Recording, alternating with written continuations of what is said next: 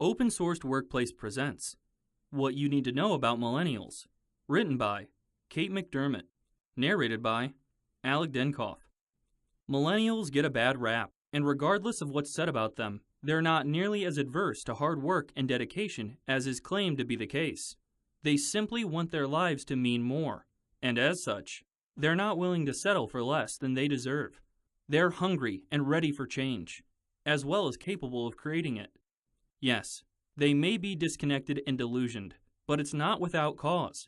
Their overall prospects are poor, still live with mom and dad, and currently own a collective $1 trillion in student loans, just to name a few struggles they are facing now and into the future. And even though they're currently 36% of the workforce, and will make up 75% of it by 2025, according to U.S. labor statistics, they're still undervalued and misunderstood, especially when it comes to their employability. It's easy to understand why they're discouraged, especially because they're basically broke. Take the depressing fact that millennials are making 20% less than their parents did when they were the same age. In fact, a millennial with a college degree is only making slightly more today than a boomer without one did in 1989. Where is the motivation to be successful when you can't even create a living from it? What's more, millennials' disenchantment is also not just a U.S. phenomenon. It exists across the globe in a variety of forms, including Sang in China. Reuters explains, Sang culture, which revels in often ironic defeatism, is fueled by internet celebrities, through music and the popularity of certain mobile games and TV shows, as well as sad-faced emojis and pessimistic slogans. The article continues, explaining how they turn their angst into irony.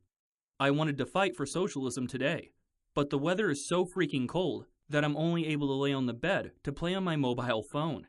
27-year-old Zhao Zhengliang, a Sang internet personality, wrote in one post. It would be great if I could just wake up to retirement tomorrow, she said in another. There is no short answer to the question, what do millennials really want? Because the easiest way to answer would be to say, everything.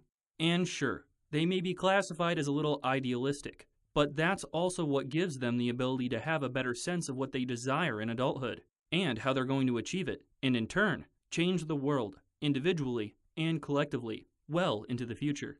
Hiring managers need to understand what millennials are really about to utilize them to their fullest potential. They possess the top qualities desired in larger numbers than generations before them, and should be celebrated for their strides, not admonished by their shortcomings. Firstly, they're talented. According to Open Sourced Workplace's article, 5 Imperative Reasons to Explore a WFH Policy for Your Organization. Onboarding the best is one of the most attractive perks for employers to seek out remote candidates to hire. According to Flex Jobs, it's often assumed that remote and flexible work options can help reduce turnover and improve retention. But this year, a survey of almost 8,000 millennials demonstrates clearly that flexible work options greatly help retain this generation of workers. In companies described as having the least flexible work environments, 45% of millennial employees said they intend to leave within 2 years. In the most flexible organizations, millennials are more likely to stay longer. Only 35% say they intend to leave within 2 years. 2, they understand the importance of work-life balance. Most importantly, they want to make an impact in a positive way.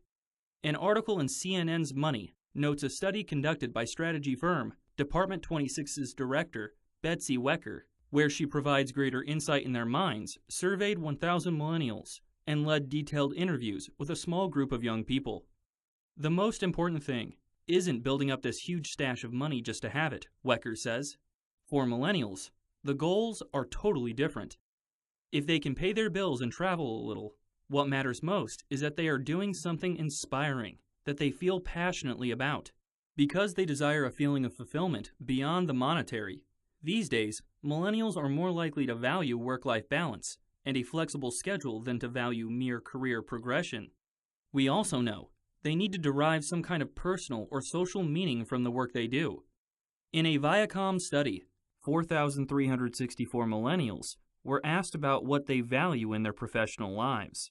Nearly half, 46% of respondents, replied, having a job you enjoy is the most important factor, while only 36% responded with being rich.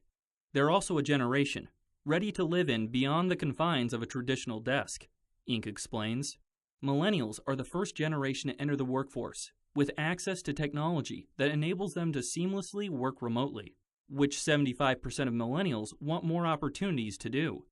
Millennials are eager to capitalize on the new technological capabilities that they are already familiar with to create more flexibility and thus a better work-life balance. And co-working is a favorable solution for the modern workforce, as millennials become more entrepreneurial and startup-driven. Though the data has led to mixed conclusions, most millennials love the idea of starting their own business, and many are following through on that entrepreneurial drive.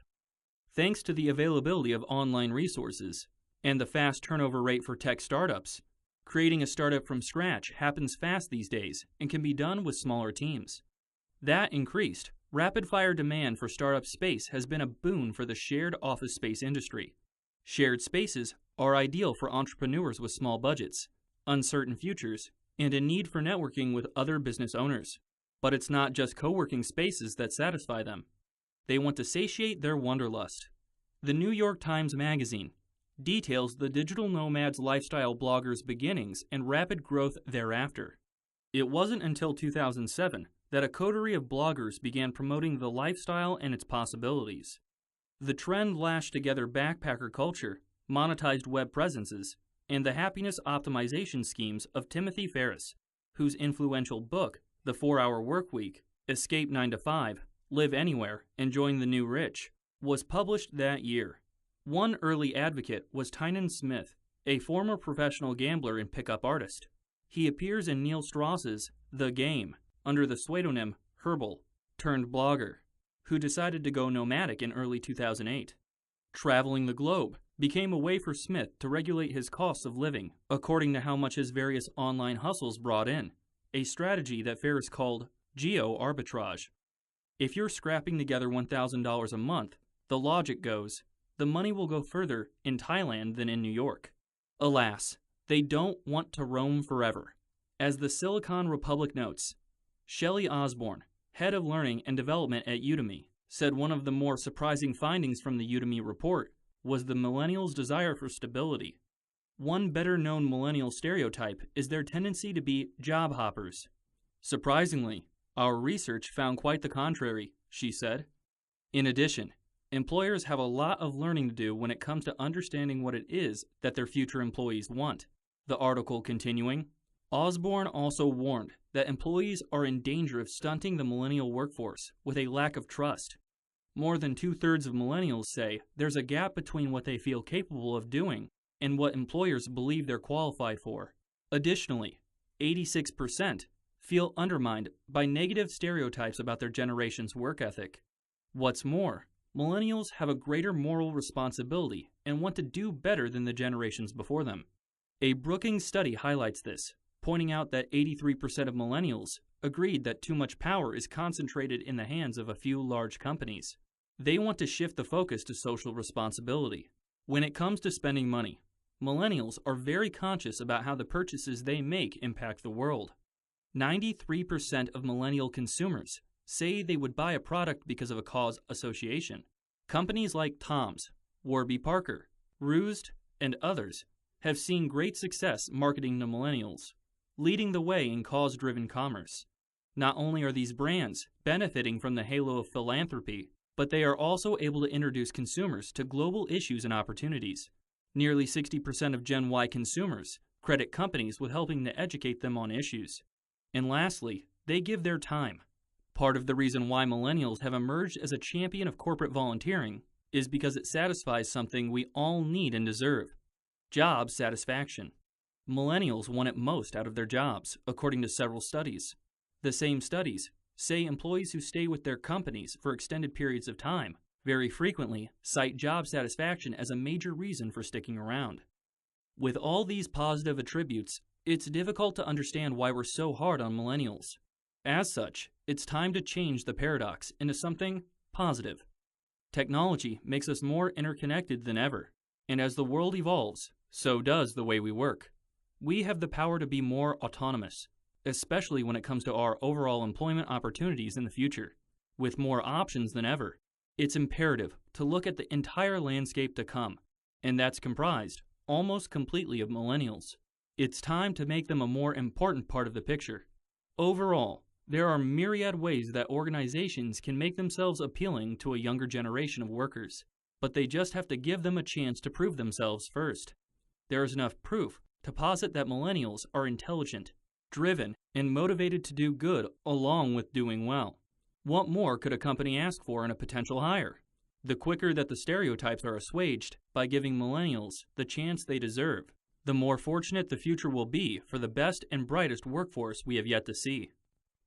Thank you for listening to the open-sourced workplace presentation of What You Need to Know About Millennials, written by Kate McDermott, narrated by Alec Denkoff. If you enjoyed this presentation, please like and share on your social media outlets. To receive further updates from Open Sourced Workplace, please subscribe to Open Sourced Workplace. Be sure to check out the links provided below.